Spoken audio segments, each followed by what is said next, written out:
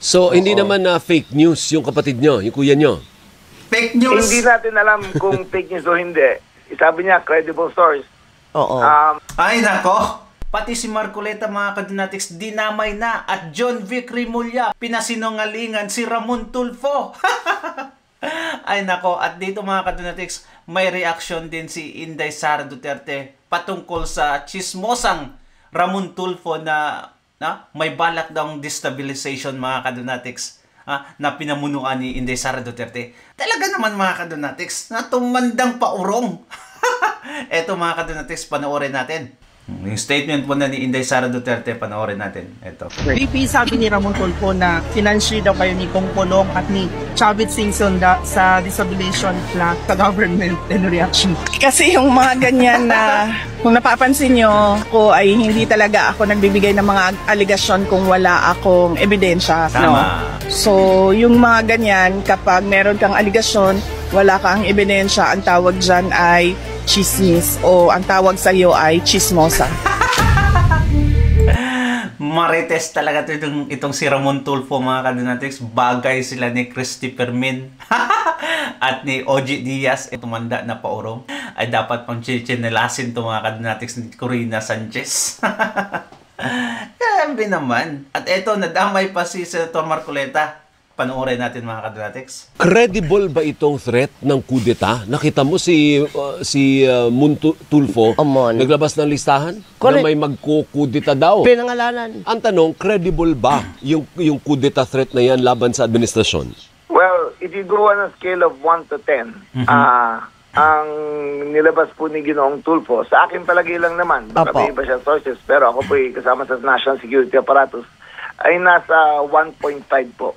1.5. Mababa. Mababa po ang chances niyan. The armed forces remain solidly behind, not the president, there's more duty to protect the Constitution. Nako, paano yan, Ramon Tulfo? Ha? Alay pa naman ni BBM itong mga Tulfos, mga kadonatics. Nag-administrasyon, napaka-loyal na mga dogs, mga kadonatics. Paano na yan, Ramon Tulfo? Pinasuningalingan ka na ni John Vic Rimulya. Okay, ito. And as far as I'm concerned, the Constitution will uphold, and the President is doing his job, and the armed forces have full faith in how he is working, and they have sworn their allegiance to the Constitution, not to the man. Opo. Pero sa ganito pong sistema na natin ngayon, na ang bilis-bilis ng impormasyon, totoo man yan o peke, paano po kung maniwala yung mga tao sa ganyang klaseng mga listahan? Well, ayan po ang danger ng internet. Ayan po ang danger ng fake news. Ayan po ang danger ng unregulated media na wala po silang sense of responsibility. In which case, mas naniniwala ako dito katulad sa inyo, established media kayo, meron kayong code of ethics, meron kayong code of regulations, dapat kayo ang pinapaniwalaan. Napaka-bias ng mga mainstream media sa Pilipinas. Kaya nga pinasira kayo ni Tatay Digong, mga kadonatics. At eto, kung may destabilization plot man, mga kadonatics, against the government, I would still believe na hindi yan pamumunuan ni Inday Sara Duterte or kung sino man sa mga Dutertes. I believe, mga kadonatics, pamumunuan yan ng mga taong galit na. Mga kadonatics, galit na tayo. So kung may kudeta mang mangyayari, mga kadonatics, it's going to be the people against the government. Tayo yung mamumuno. And I do believe, mga kadonatics, kunti na lang talaga yung kulang. Isang spark na lang, magkakaroon na ng kudeta talaga. Yung mga fake news kasi, ayun ang pinakamahirap yan. Madali paniwalaan, pero non-verifiable ang kanilang mga sources. Ay, correct. Di ba? Kasi lahat ng mga fake news, allegedly, mga kadonatics, na galing sa mga Duterte, basta information galing sa mga Duterte, fake news agad, mga kadonatics, para sa kanila. Ngayon, lantarang fake news, kayo na nagsasabi na fake news itong si Ramon Tulfo. So anong gagawin nyo? Pag Duterte, kinukulong nyo. Pag kakaalyado nyo, anong gagawin nyo? Talagang fake news yan. John Vic Rimulya, anong gagawin mo? Ombudsman. Kasi pag sa mga Duterte, grabe, mga kadonatics sila. Jail agad. yung meta mo mga kadonatics, sirado agad. Harap-harapang nagsisinungaling itong si Ramon Tulfo, isang matandang chismosa. Anong gawin mo, John Vic? Yan yung tanong mga kadonatics. Of course, wala silang gagawin siguro, di ba? Correct. Katulad kahapon. Oh. Sumabog po yung balita na namatay na si JPE. Ay, totoo po yan. Ang Tribune ng unang naglabas. Pero ang Daily Tribune, binawi nila. Sabi nila nagkamali sila. Diba? Sa fake news, walang bawian yun eh. Basta nilabas sila, tapos na yan. Pinatay na agad si Juan Ponce Enrile mga kadonatics na ewan ko anong nangyari sa kanya na talagang suportado niya si Tatay Digong noon mga kadonatics at siya pa yung nagsiwalat kay Trillanes na ilang beses bumalik nag-backdoor sa China 16 times. Siya yung nagsiwalat mga kadonatics, pero ngayon nako ay talagang itong si Ponce Enrile, kung sino ang nasa pesto mga kadonatics, doon yung tiwala niya. Ayun, nako, grabe yung suporta niya kay Marcos at pangbabash kay sa mga Duterte. Ay nako, talagang wala na mga kadonatics. Siguro, pwede na sigurong mamahinga kasi long overdue na or ay nako, nagiging extinct na mga kadonatics. Basta nila yan, di ba? Oo, maniwala kayo at hindi, andyan dyan na yan. Nakapaskil na. Tama. So, Ayun ang code of ethics ng professional media na dapat magkaroon na rin tayo tira para dito sa non-traditional media. So, hindi kayo naniniwala, Secretary John Vic, na ang nasa likod nitong attempt to destabilize ay sina Senador Marcoleta, Vice President Sara Duterte. Oo. Ay, si Senator Marcoleta po, bagamat maingay, ay ang trabaho lang naman iniintindihan niya eh. Gusto niya talaga makuha yung katotohanan. Pero I do not believe that he is part of it. I do not believe that these personalities are behind it. I think it's a lot of baloney, a lot of fake news. Okay. So, hindi totoo galing na mismo kasi kasali to partner sa National Security. Kasali po kayo, sir, di ba, sa National kasama. Security Council? Apo. Ayun. Apo. So, hindi totoo yan, Kasi nakalagay pa ang pangalan ni Pulong, ni Chavit, ni Magalong. Oo. You know, those persons. Nakakausap ko lahat yan. Maliban kay Pulong, hindi ko nakakausap. Pero even Benji Magalong, he is busy in Baguio. Marami pong, kasi siya po head ng CAR. Yung kanyang parang Peace and Security Council. Doon po siya nag-iintindi sa mga nangyari doon. Ito mga tulpo talaga mga kadonatics. Palaging umi-eksena. Kung ang isa mga kadonatics tatahimik, ito na naman isa. Tapos pag itong isa tatahimik, si Rapi Tulfo na naman. Pag tahimik si Rapi Tulfo, yung anak na naman. Anong klase? Itong mga tulfo mga kadonatics. Sa mga celebrity, ito ay mga bareto. Apo. Okay, sige. Yung ganyan na de-stab effort, I give it a 15% chance that it's true. Alright. Pero naghahanda pa rin kayo. Kasi ang sabi doon sa report, isasabay nila doon sa malakihan na at matagal na protesta Ng iglesia? Ay, dapat lang. I would love to mga kadonatics to be part of this destabilization. Ngayon pa lang, sinasabihan ko na lahat ng gustong mag-destabilization. Pag gantong red alert kami, ang mga lugar ng Mendiola na yan, yung malapit sa Malacanang, no man's land yan. Basta kayo magpumorma dyan na wala kayong permit at susugod kayo, we will arrest you. We will do whatever it takes to stabilize the country. Kaya ngayon pa lang binabalaan ko po sila. Sabihin ko po sila, iwasan na yung lugar na yan. Takot na takot mga kadonatics. Katatay Digong, okay, mag-rally kayo. Hanggat sa gusto nyo. Papakainin pa daw mga kadonatics. Ganyan si Tatay Digong. Padadalan pa ng tent. Di ba? Ito, arestuhin. Nako. Ay, grabe naman mga kadonatics. Takot na takot. Takot na takot. Opo. So, para lang malinaw, sa mga magkikilos protesta po, bawal kayong tumuntong ng Mindiola? Kung wala pong permit, bawal po. Sa ngayon, wala pong nag-a-apply ng permit doon. Otherwise, kagaya nung last na... Mag-a-apply ka? obviously mga kadonatics, hindi ka rin naman bigyan. Kilos protesta, dinampot at kinasuhan yung mga nanggulo. 200 po sila, sinusuhan. Tamo na. Oo. And speaking of arrest, sabi ng kapatid ninyo, may sarili siyang kopya ng warrant of arrest ni yan, pinagtatawanan mo yung kapatid mo. Ayan. Paano yan? Baka kayo mag-i-execute niyan. May sarili daw siyang kopya sa journalist. At saka ilang porsyento po ang pinaniniwalaan nyo na tama ang sinabi ng kapatid ninyo. I can only speak officially po kasi hindi po kami pwedeng mag-comment sa non-official or on rumors alone.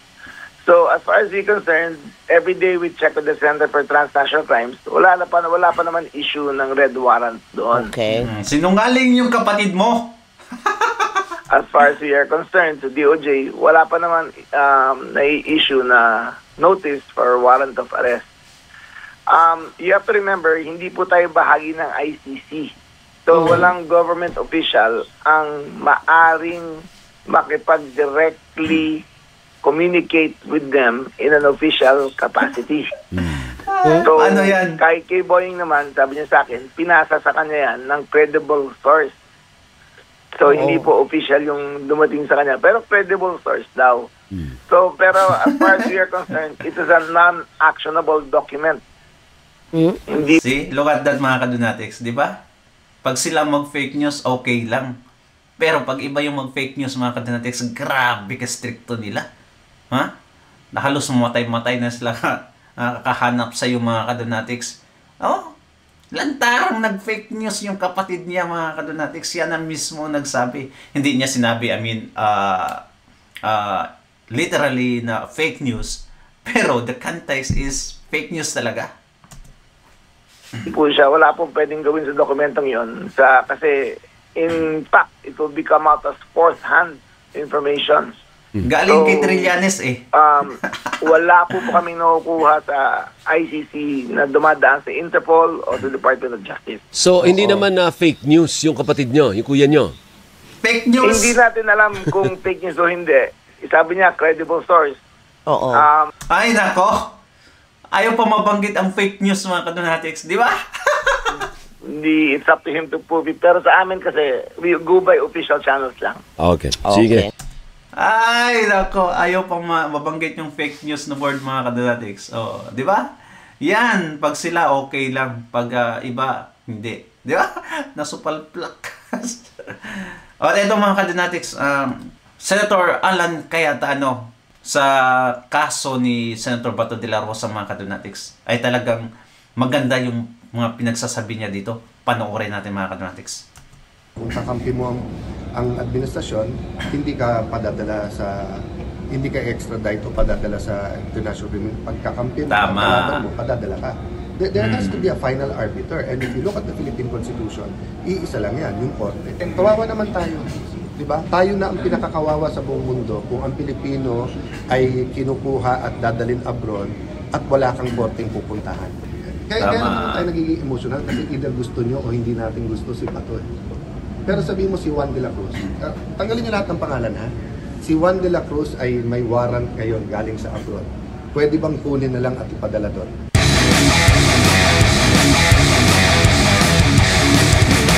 Lumabas until today, ako hindi ko nakausap. Parang sa minority, parang I think yung lawyer lang nakausap ko siya. Ano may advice ka sir sa kanya? Just in case na ma-confirm na meron ng warrant? Preparation. So, prepare at pag alam naman nila kung ano magiging itsura na nung warrant kasi dito nauna na yung kay President Duterte. So, tapos yung tamang ihahain sa korte. And kung may debate man, no, kung applicable sa kanya extradition rules o hindi yung sinasabi ng DOJ, simple din lang Sino ba magre-referee? Pag sinabi ng ombudsman ganito, sinabi ni ES ganito, sinabi ni Bato ganito, sinabi ng media ganito, sino ba? Dapat korte, di ba? Yun lang ang pinaka-bottom line doon. Pagka tinanggal mo yung kapangyarihan sa korte, dictatorship na tayo. Sir, hindi mo papayagan, sir, na mangyari yung nangyari katulad kay dating Pangulo? Well, pag sinabi mo kasi hindi papayagan, it's a question of authority and power, di ba? So, siyempre, kanino ba susunod ang mag-aaresto police? So, the question is doing what is right. So, when there is a question this big, what's right is to, is there a danger in waiting and letting the court decide? Diba, unlike President Duterte, sabi ng iba, baka maging emotional, baka mag-people pa. I don't know. Ang daming baka, ang daming kaya dapat hulihin ka agad. But kay Senator Bato, if he is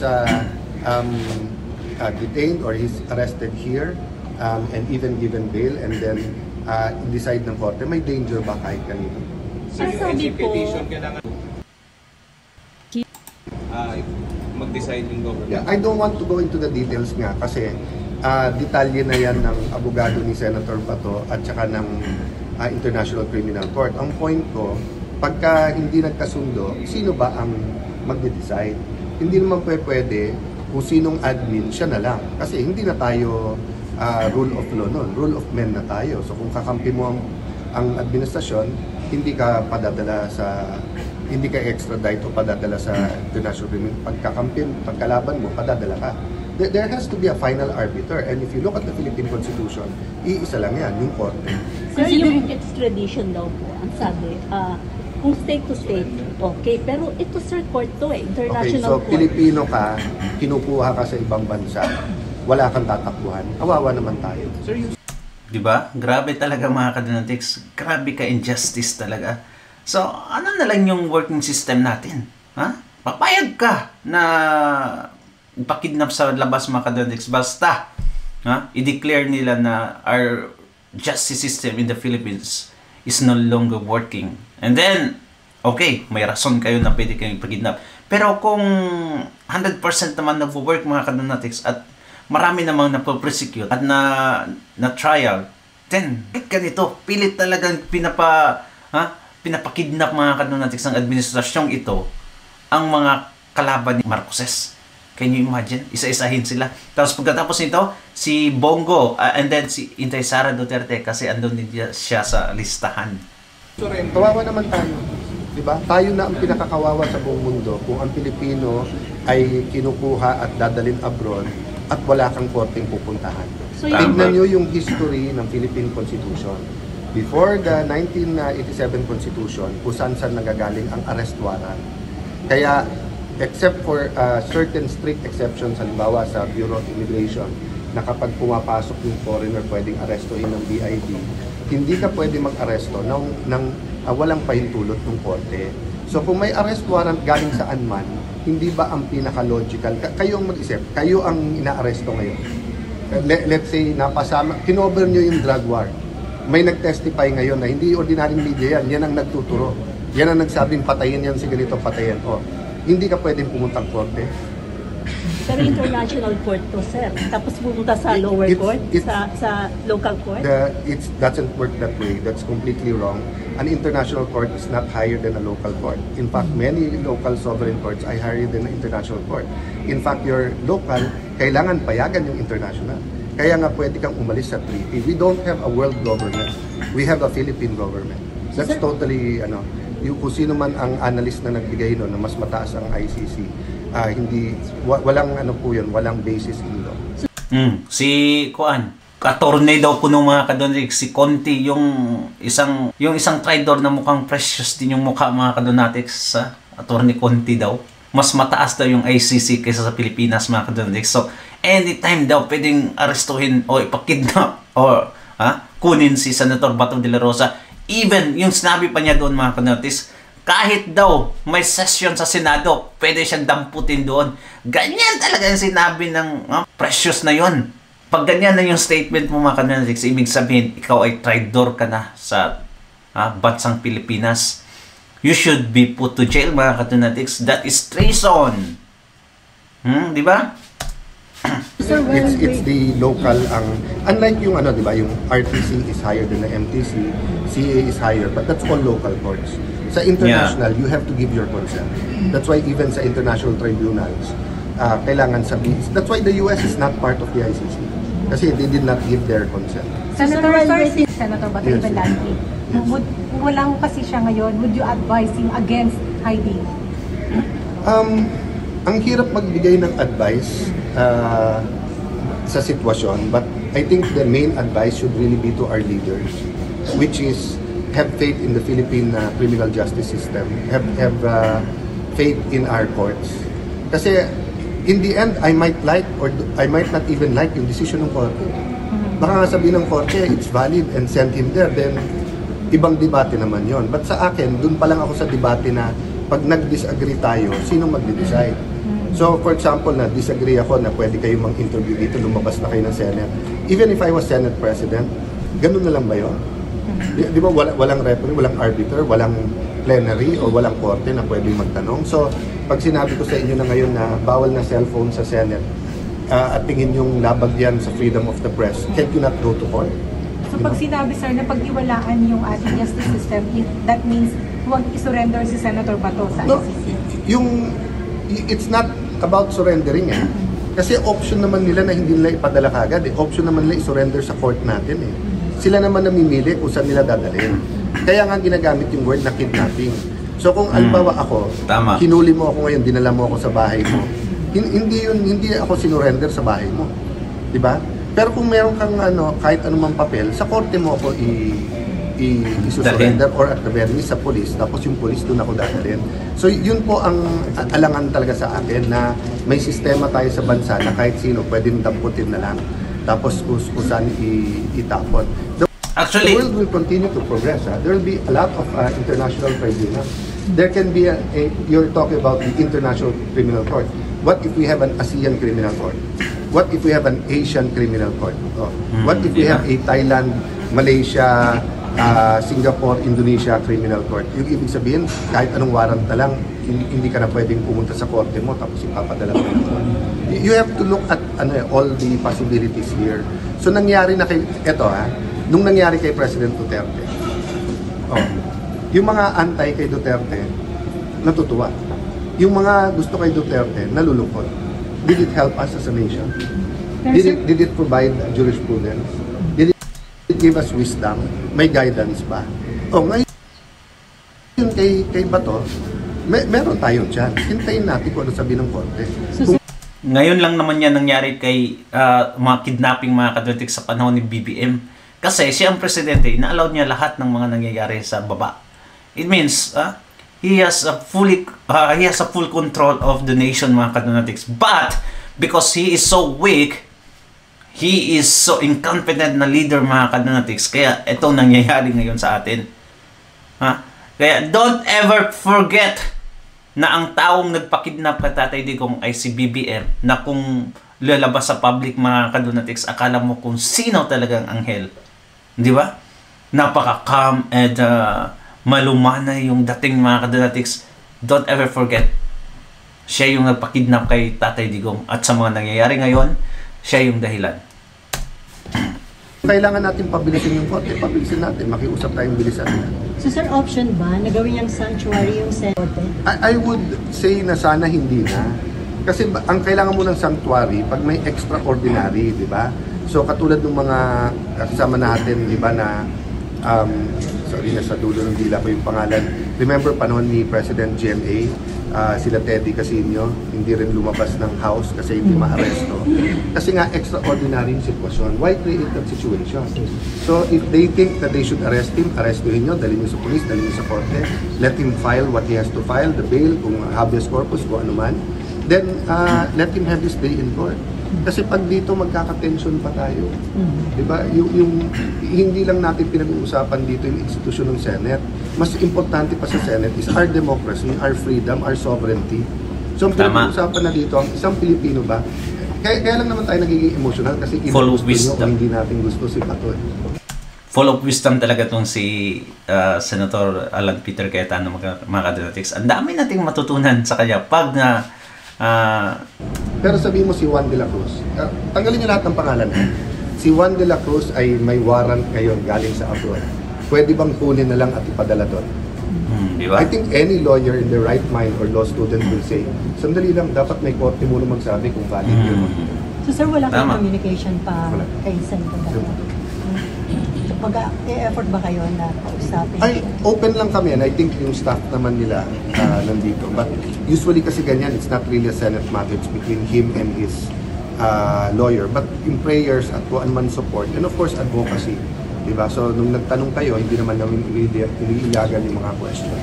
Sir, regarding dun sa hearing on Friday, babalik ko si Senator Ping as chairman ng committee ng Blue Ribbon, and then sa Friday, invited si dating Speaker Romualdez, si Saldico, and then 17 congressmen. Hopefully, magkaroon kami ng pagkakataon bukas at Thursday makapag-usap ulit ng minority. Gabol lang sa time ngayon. At yun nga, hindi kami kompleto. 3 ang wala. Dalawa. Ang wala. Dumating si Sen Bongo, so 2 yung wala. But yun nga, we just agree in the principle na we have to go after the masterminds. And yung frustration, we feel the frustration of people, diba, na we feel the outrage, and tama na lumalabas nga yung mga corruption, pero yung panggugulo nung mga linya. So, the question really, remember, hindi naman dapat primary ang Blue Ribbon. And remember, yung ICI, biglaan binuo yun. So marami talagang, so let me put it this way, kaisa kami with you in trying to find the perfect solution for this gruesome crime. Diba? So hindi kami satisfied sa takbo of how we as a nation are handling this massive corruption scandal. Pero sir, this is a syndicated, systematic hindi ito yung corruption organized crime talaga, diba? Sinindikato to. So kailangan matukoy tapos matibag yung sindikato. Sir, kung si Senator Bato chooses I don't even want to because nga sa dami ng problema, isang malaking problema, credibility ng ating leaders. So do we want the debate to be whether pwede siya hulihin dito or hindi? I'd rather the debate be simple, have his day in court. Diba? And hindi pa naman siya nag-intimate na dito siya. Oh. Kasi alam mo, yung sa akin, diba, yung argumentum ad absurdum, you always bring the argument to the absurd. Para lang mapag-aralan mo. So halimbawa, nandito siya. How long? And then, hindi ba dadating yung time na magbobotohan? O hindi ba yung public opinion nag-iiba? Hindi ba yung decision, pag nag-decision ng korte laban, magbabago ba? So magiging absurd masyado yung sitwasyon. So I'd really rather that Malacanang, the DOJ, all of our authorities agree na in the end, korte ang mag-decide, and let the court decide. Tama mga kadonatics, but I don't think na magdi-decide yung court mga kadonatics, kasi sa panahon ngayon, sa panahon ni BBM, yun naman, sa panahon ni Bongbong Marcos mga kadonatics, there is no justice for the one who is seeking for the truth. For us mga kadonatics, wala. Pero para sa kanila, sila yung hustisya. Oh, di ba? Napaka-unfair na talagang nangyari mga kadonatics. And yeah, please comment down below your opinion mga kadonatics. Babasahin natin yan at i-heart. Don't forget to subscribe and like this video mga kadonatics. I really would like to reach 100,000 subscribers by the end of this year, but I think it's impossible at the moment. But they said nothing is impossible. I still have to believe. Thank you so much. God bless you. Bye-bye.